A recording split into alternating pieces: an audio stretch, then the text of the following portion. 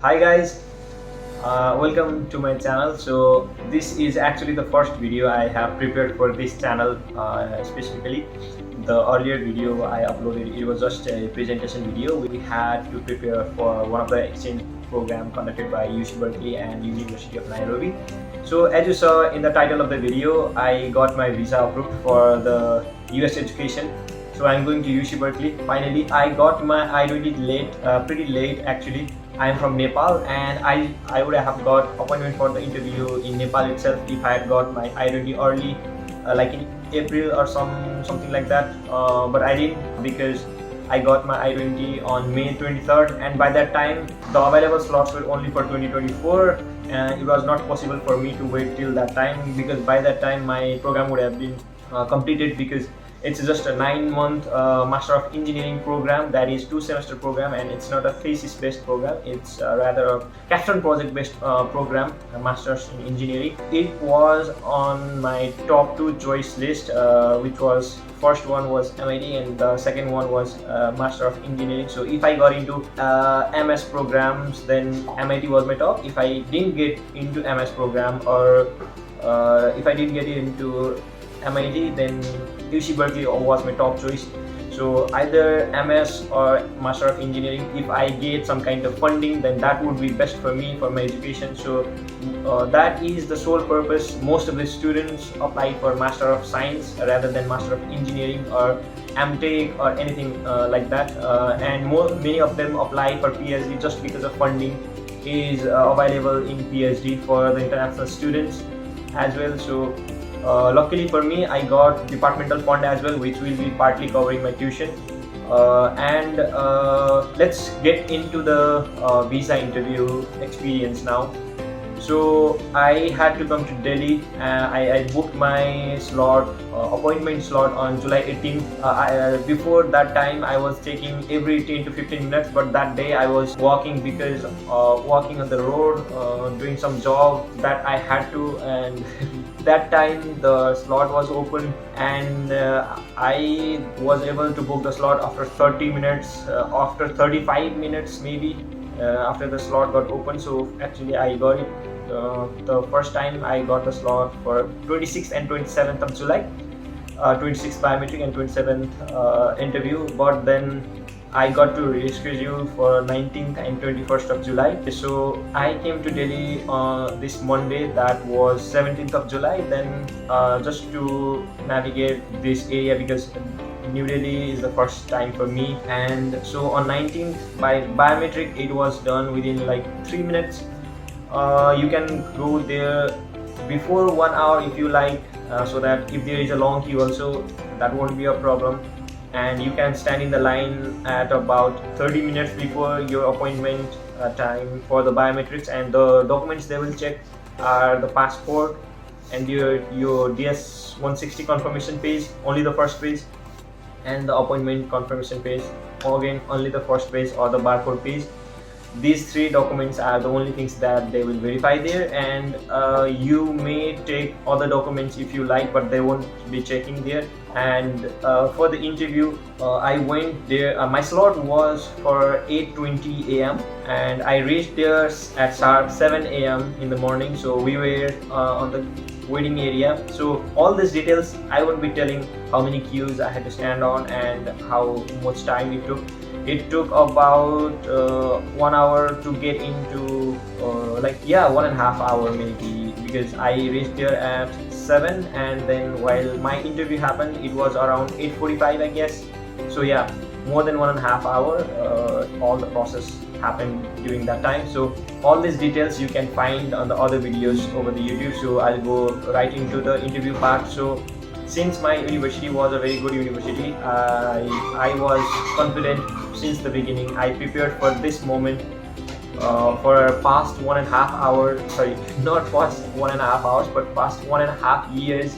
So I was working as a mechanical design engineer till 2021, and then I left the job just to prepare for my master's. And parallelly I was doing projects, I was participating in a lot of activities, and then I was doing some work as well. At the meantime, I was researching on my university, I was preparing for my standardized test. So I prepared for my university's SOPs and everything in that time. So that is why I was very confident that I would get into a good university, at least one or two universities which are very good.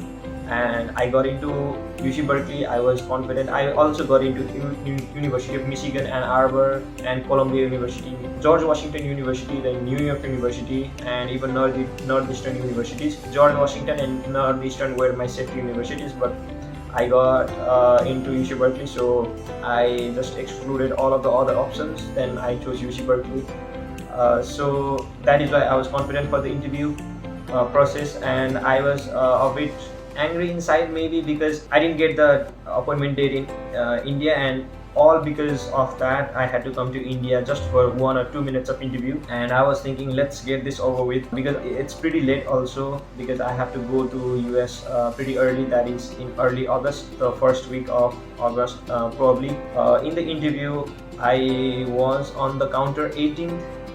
She was an American lady, and the first thing I greeted her first, then she greeted me back, and then asked for my passport and my I-20. I gave it to her.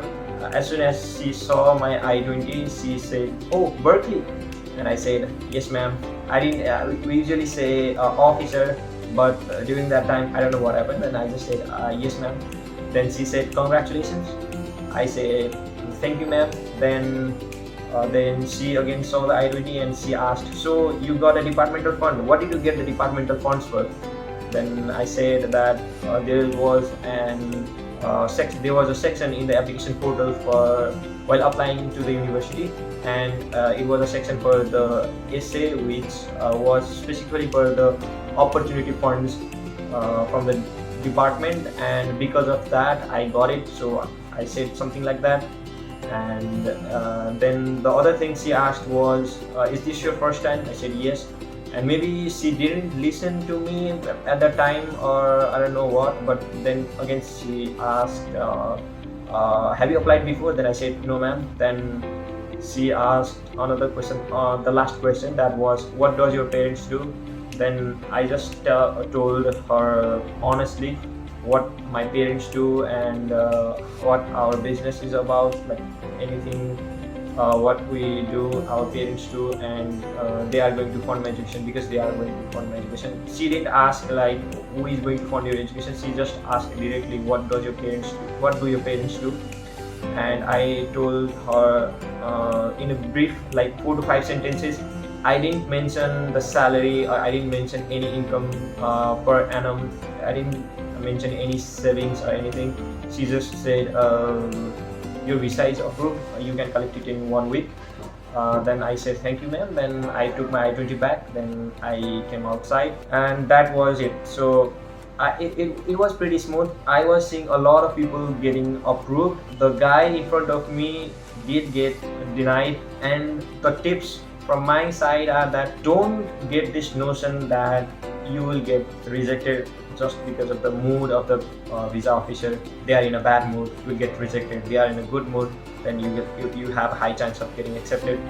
It never happens that way, and they will look into your DS-160 very clearly. At the time of interview, they won't be looking at you most of the times. Most of the times they will be typing, and they will be looking at your DS-160. They are very well trained, and with your one sentence they can identify how genuine person you are, how genuine student you are, and what your intentions are. And some of the visa officers on other counters, they were asking about the projects they did during their undergraduate in detail, and some of the interviews, they were happening for like 3 to 5 minutes as well. For me it was like 1.5 minutes maybe.